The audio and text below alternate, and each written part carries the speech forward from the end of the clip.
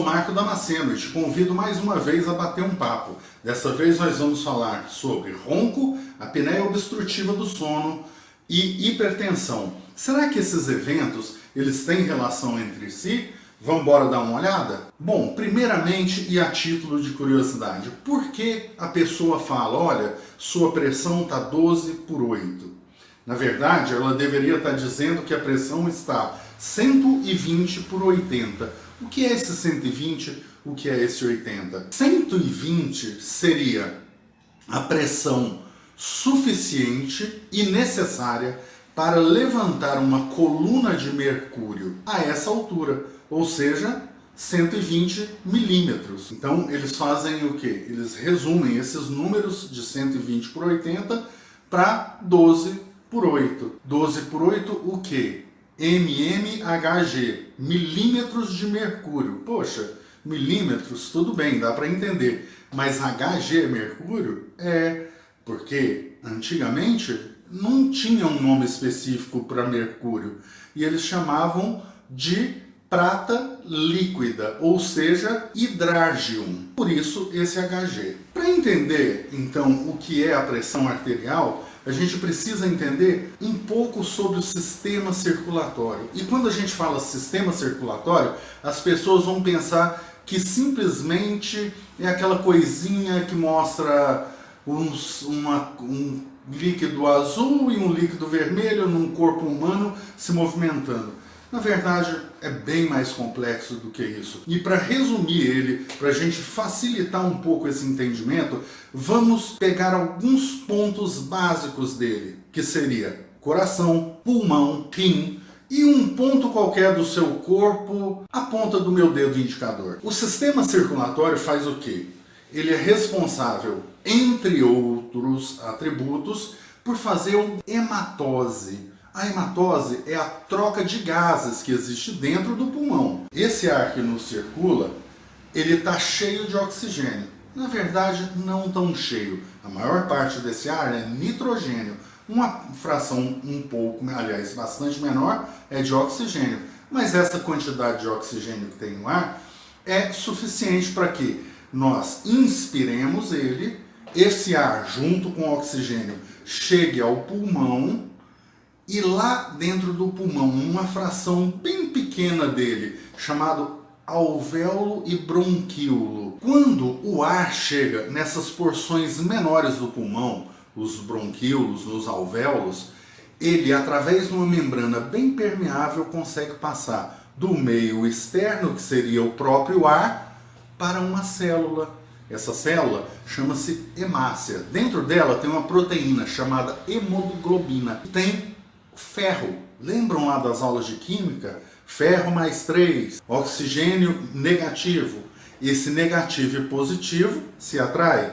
Então a hemoglobina atrai o oxigênio e o oxigênio fica retido dentro dessa célula e essa célula então vai percorrer o seu trajeto pelo corpo. Sai dali, passa pelo coração, o coração vai bombear esse sangue que vai chegar até a ponta do meu dedo e lá tem uma rede vascular, uma rede capilar bem fina. E nessa rede capilar acontece o processo inverso do que acontece no pulmão. O oxigênio sai da hemoglobina, que está na hemácia, e passa para o tecido, e lá dentro do tecido o oxigênio vai fazer as reações químicas, bioquímicas que são necessárias à manutenção da nossa vida.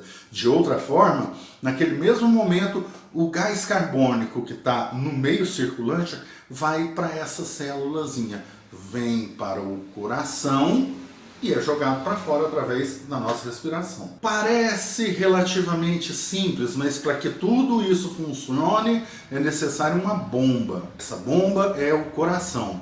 Então, quando nós falamos pressão arterial, nós estamos nos referindo à pressão que o sistema cardiovascular, ou seja, coração e artérias. Poxa, por que você falou artérias? Você não falou veias? Lembram na música do Fagner? Hoje só acredito no pulsar das minhas veias. Fagner faltou nas aulas de biologia. Veia não pulsa, só artéria que pulsa. Então, o que é a pressão arterial? É pressão exercida sobre as artérias, por isso pressão arterial. Quando essa pressão é máxima, ou seja, tem um movimento de sístole no coração, essa pressão chega aos 12, considerando uma pressão normal. Quando ele relaxa, distensiona, essa pressão cai para 8. Então, essa variação 12 por 8 é aquilo que se considera uma pressão normal. Além desse outro mecanismo, ou seja, deste outro instrumento que é a bomba, coração, nós temos um filtro. O sangue vem dos tecidos periféricos dos órgãos com resíduos que devem ser eliminados. Outra forma de eliminar esses resíduos é através da urina. Então o sangue vai passar dentro do rim e vai filtrar esse sangue e tirar dali elementos que o nosso corpo está saturado, ou seja, tem em excesso e que nos pode ser prejudicial. Percebe então que esse sistema circulatório ele é bem mais complexo do que um simples coração, veias e vasos que levam e trazem sangue para os lugares? Pois é, esses processos químicos, essa regulação tanto de gases quanto de sólidos, é que faz com que haja no nosso corpo um equilíbrio das substâncias que nos permitem viver. Uma dessas substâncias, acredite, é o pequeno oxigênio, que para nós é fundamental em tudo. A Escola Paulista de Medicina pegou um grupo de 1.042 pacientes da população geral e, fazendo uma polissonografia, que é um exame que eu já expliquei para vocês o que é, eles chegaram a números de que 38% dessa população geral, ou seja, no grupo de 1.042 pacientes, 396, quase 400 pacientes tinham apneia obstrutiva do sono. E desses, metade, ou seja, 50%, tinha hipertensão, tinha pressão alta. Estabeleceu-se o quê? Olha, metade das pessoas que têm apneia tem pressão alta. Deve existir alguma relação entre as duas coisas. Existia um vínculo muito grande entre esses eventos. E esses achados foram muito importantes. Tão importantes que despertaram uma certa dúvida. E foi feito um novo estudo. E ao invés de encontrar a relação de 38% das pessoas com eventos de apneia do sono, encontraram um número superior a 40%. Daí por diante se estabeleceu então uma relação verdadeira entre a apneia obstrutiva do sono e os eventos de hipertensão. Continuando esses estudos, essas linhas de estudos, a Revista Brasileira de Hipertensão descobriu que entre aqueles pacientes que são hipertensos, ou seja, agora já não é mais a população geral, mas entre os pacientes que são hipertensos, 70% desses pacientes tinham eventos de apneia. Traçou-se mais uma vez uma relação e observaram o quê? 2 eventos de hipertensão, os mais temíveis, aconteciam com essa população, que era a hipertensão resistente e a hipertensão refratária. Por que falar desses 2 eventos de hipertensão? Bom, a hipertensão resistente é aquela que você vai tomar 3, 4 medicamentos diferentes para poder controlar a pressão. E uma dificuldade danada, tremenda de controlar essa pressão. Mas existe algo pior. A hipertensão refratária, que é aquela que a pessoa vai tomar 5, 6 remédios, tem uma série de restrições e mesmo assim é difícil de controlar a pressão do paciente. Isso desperta em muitos pacientes uma desconfiança, a ponto de eles falarem, poxa, eu não estou gostando desse meu médico, porque ele está mandando eu tomar 5, 6 remédios, eu faço dieta, eu faço caminhada e minha pressão não baixa. Não é que o seu médico está enganado, não é que ele está dando chute no escuro para descobrir qual remédio que vai funcionar para você. É que as causas da hipertensão, elas são multifatoriais, elas vêm de diversos meios diferentes. Pode ser porque o seu sangue está mais denso. Você já viu as pessoas falar, eu vou tomar um remédio para ralear o sangue. Pois é, a pessoa está com sangue denso, a viscosidade dele está aumentada. E essa viscosidade aumentada ajuda na formação de trombos e você pode correr o risco de ter uma trombose, uma embolia, um acidente vascular qualquer. Há outras pessoas que têm um desequilíbrio na tensão produzida sobre os vasos e tem que usar medicamentos com angiotensina para poder controlar. Outros vão ter que usar medicações para regularizar o batimento cardíaco. Outros ainda vão ter que usar medicamentos para diminuir a concentração de sais minerais no sangue. Sal, ou sal mineral, ele é deliquescente, ele puxa a água. Já viu aquela pessoa que tem problema de pressão e sempre está com o pé inchado? Aquele pé inchado é porque a pessoa tem esse desequilíbrio com sais minerais. Então, uma das medicações que esse paciente vai tomar é para equilibrar esses sais minerais. Outra, para controlar a tensão que é produzida sobre os vasos sanguíneos. Outra, para controlar o batimento cardíaco. Então é por isso que o seu médico muitas vezes lança mão de vários medicamentos para poder te tratar. Não é uma questão simples de que ele está perdido e não sabe o que faz. E dos eventos que acontecem, um dos mais perigosos são as fibrilações. Poxa, eu já ouvi isso num filme que eu assisti. Pega o desfibrilador e vamos dar um choque no paciente. A fibrilação nada mais é, gente, do que a quebra do compasso da pulsação cardíaca. Sístole e diástole, elas têm um ritmo determinado. Esse ritmo determinado faz com que o fluxo sanguíneo siga sempre a mesma direção, tenha sempre a mesma fluidez. Mas em algumas ocasiões a pessoa passa a ter eventos de insuficiência de oxigênio. E aí o coração, melhor, o sistema nervoso da pessoa fala, olha, nós temos que pulsar mais rápido. Pulsando mais rápido, circula mais sangue. Circulando mais sangue, tem mais oxigênio para chegar nos tecidos. E assim, a pessoa sistematicamente passa de uma pulsação ou um ritmo cardíaco normal para um ritmo de taquicardia, ou seja, um ritmo de maior batimento e mais força de contração e relaxamento desse músculo, que é o músculo cardíaco.